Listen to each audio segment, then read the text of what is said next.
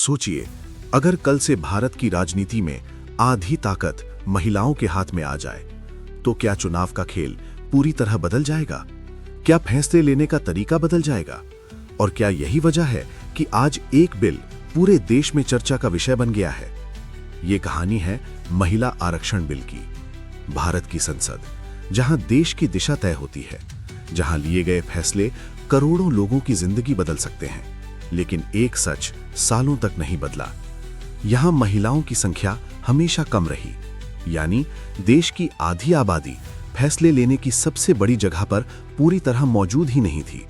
सोचिए, जब किसी देश की आधी आबादी निर्णय लेने की प्रक्रिया में शामिल ही ना हो, तो क्या वो निर्णय पूरी तरह संतुलित हो सकते हैं? यहीं से शुरू होती है एक लंबे संघर्ष की कहानी, बराबरी की, अधिकार की और सम्मान की। ये संघर्ष नया नहीं था, इसकी जड़ें बहुत गहरी थीं। भारत में महिलाओं की राजनीतिक भागीदारी की बात आज की नहीं है। आजादी के समय से ही महिलाओं ने देश के निर्माण में बड़ा योगदान दिया है, चाहे वो स्वतंत्रता आंदोलन हो या समाज सुधार की लड़ाई। हर जगह महिलाओं की भूमिका अहम रही है। लेकिन जब बात आई सत्ता में भागीदारी की, तो वहां उनकी संख्या हमेशा सीमित रही। साल 1996 पहली बार संसद में महिला आरक्षण का मुद्दा गंभीरता से उठाया गया। मांग साफ थी, लोकसभा और राज्य विधानसभाओं में 33% सीटें महिलाओं के लिए आरक्षित की जाएं। ये सिर्फ एक बिल नहीं था, ये एक सोच थी, एक ऐसी सोच जो भारत की राजनीति को बदल सकती थी। लेकिन हर बदलाव की राह आसान नहीं होती। जब भी ये बिल संसद में आया तो बहस हुई। कुछ ने इसका समर्थन किया तो कुछ ने इसका विरोध किया। विरोध के कई कारण थे। कुछ लोगों का मानना था कि इससे राजनीतिक संतुलन बिगड़ सकता है, कुछ को डर था कि इससे उनकी सीटें प्रभावित होंगी, और कुछ का कहना था कि आरक्षण से योग्यता पर असर पड़ेगा। इन सब कारणों से ये बिल बार बार रुकता गया। साल दर साल बीतते गए, सरकारें बदलती रहीं, नेतृत्व बदलता रहा, लेकिन ये बिल सिर्फ एक अधूरी कहानी बनकर रह गया।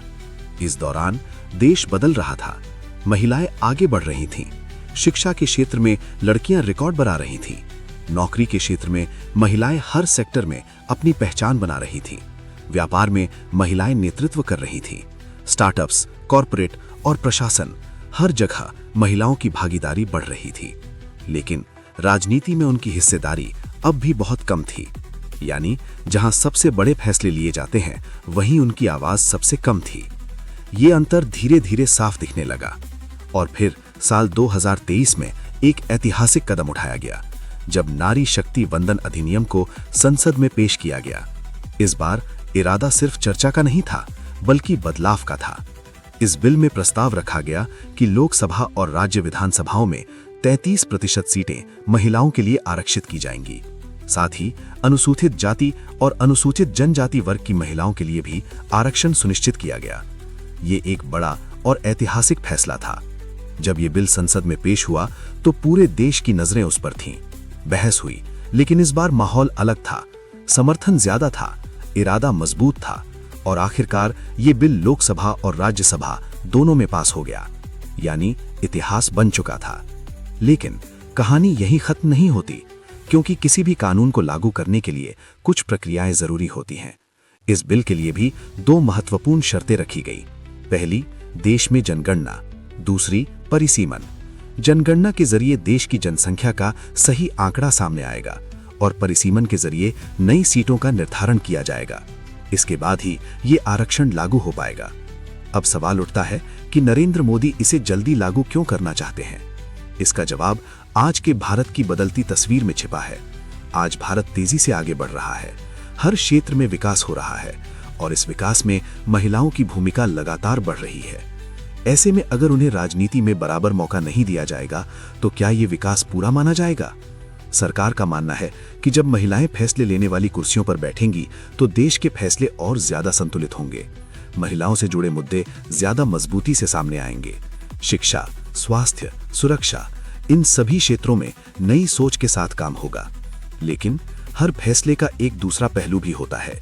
कुछ लोग मानते हैं कि ये बिल तुरंत लागू नहीं हो पाएगा, क्योंकि जनगणना और परिसीमन समय लेने वाली प्रक्रियाएं हैं।